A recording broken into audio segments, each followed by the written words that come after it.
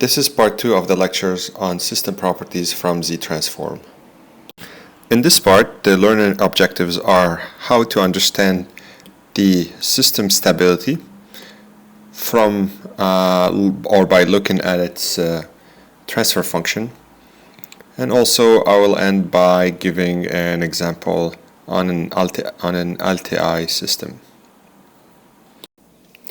Let us first remember together what we mean by a system being stable.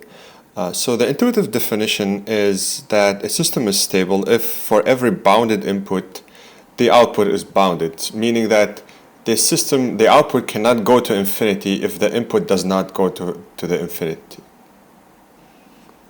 Now, in terms of how we can transform this into a mathematical condition, so I hope you remember this property that a system, an LTI system with impulse response h of n is stable if and only if it satisfies the following property: that the sum of the absolute value of h of k is bounded. So I think here there's no n, so I'm gonna fix it later.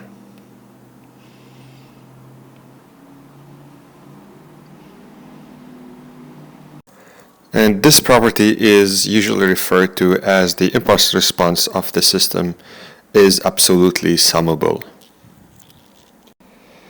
And to test whether a system is stable or not by looking at its Z-transform, we can do this by checking the following property that says that an LTI system is stable if and only if the ROC and its transfer function h of z contains the unit circle determined by the norm of z equal to 1. So all we have to do is to check whether the ROC contains the unit circle. If it does, then the system is stable. Let us do a quick example. So consider the system with the following impulse response: h of n equal half to the power n plus 2 to the n u of n. Now to check whether it's stable or not, we find its Z-transform. And its the Z-transform of the first part here is 1 divided by 1 minus half z minus 1. And the Z-transform of the second part here is 1 divided by 1 minus 2 to z minus 1. And the ROC is the norm of z greater than 2 because it's a right-sided signal, and there are two poles here, pole 1/2 and pole 2. So if you just want a quick reminder of how we find this, so again, so we have two poles, a pole at 1/2 and a pole at 2, and since the signal the function is rational and the signal is right-sided, so it's gonna be the ROC is gonna be outside of the circle at the outermost pole. And now you can easily check then that the system is not stable because it does not contain the unit circle. So let me draw here the unit circle so we're all at the same page. So it doesn't contain, this is the unit circle. Now let us consider the same system, meaning the same h of z, which we just saw before, but let's change its ROC to be the ROC being this one here. The norm of z is between 1/2 and 2, so let me draw it on this side here.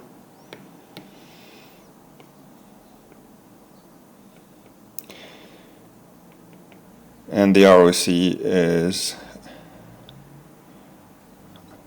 is this part here. So it's between the two circles, and now you know that the signal is double-sided in this case. Now it does contain the unit circle. The ROC does contain the unit circle, so this means that the system is stable, and this is what it's saying here. However, if we go back to the previous lecture and ask whether the system is causal, you can see that the system is not causal because it's not the exterior of a circle. So this is an example of a system that can be causal, but that can be non-causal or anti-causal, but stable. Now, if the question is to find the inverse of this signal or the impulse response of this signal or this system, again, it's the same h of z as before. So I think it was, let me write it down. So here,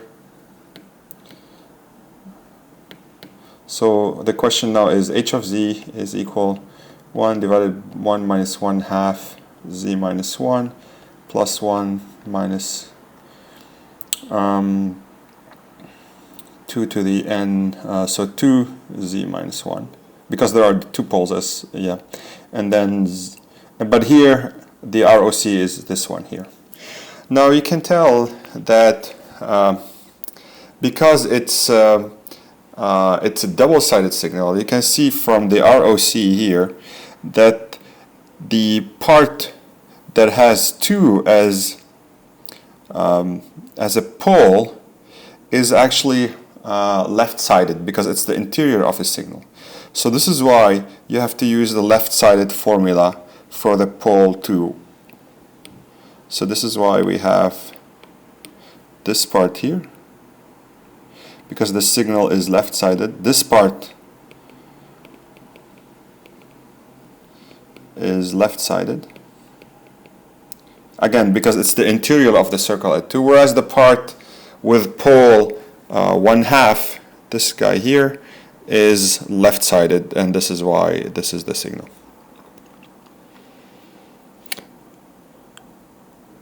And you can see why here that the system is anti-causal, because it has a positive component for negative time, which are this part here.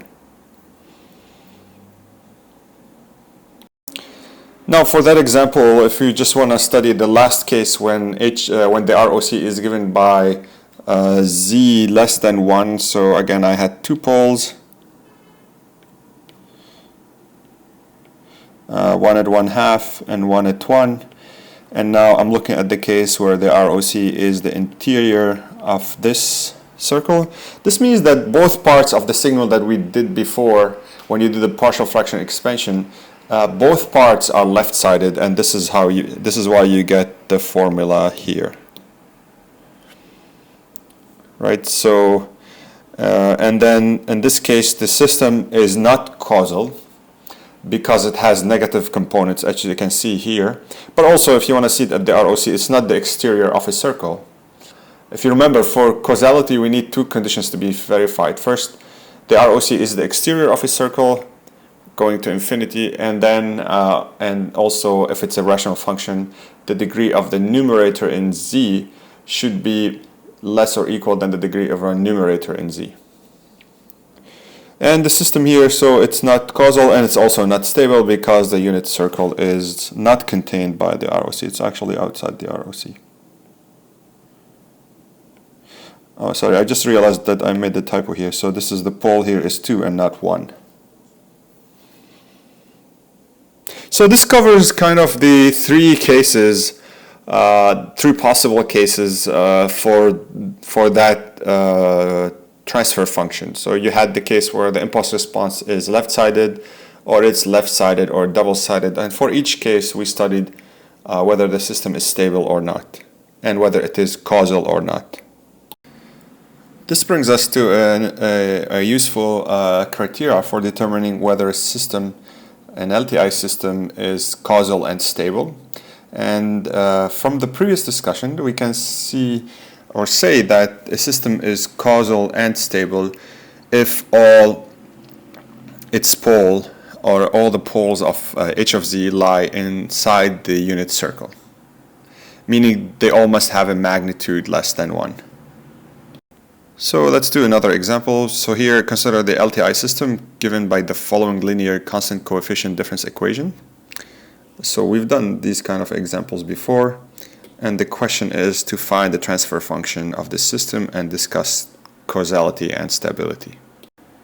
So starting from the linear difference equation, once you take the z transform of both sides, the z transform of y of n is y of z, the z transform of 1 half yn minus 1, so this is a shifted version of y of n, so it's going to be half z minus 1 to account for the shift y of z, and then x of z plus 1/3 z minus 1 x of z. And then you get the z transfer of the z transform of the impulse response, which is the transfer function, which is 1 plus 1/3 z minus 1 divided by 1 minus 1/2 z minus 1. Now, what remains to be discussed is the different possible ROCs and then their implications on causality and stability.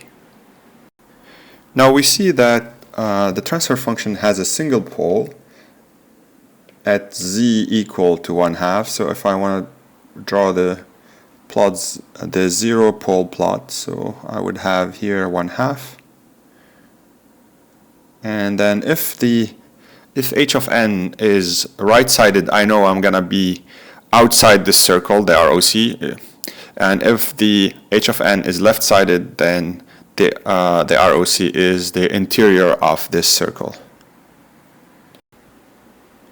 So let's do each one of these cases separately. So let's suppose that we are in the first case, meaning h of n is right-sided and the ROC is the exterior of the circle with radius 1/2 and the circle being at the origin. Then in this case, h of z, we can write it. So in terms of causality, we already have the first condition that is satisfied. So it's the exterior of his circle. Now we need to check, since our transfer function is rational, we need to check the degrees of the numerator and the denominator. So here the numerator and the denominator have the same degrees. So the system is causal. And if you look at the unit circle, so the unit circle is inside the ROC, therefore the system is stable. So in this case, the system is stable and causal. So to summarize what we did so far, so we have, this is the ROC here. It's the exterior of the circle here.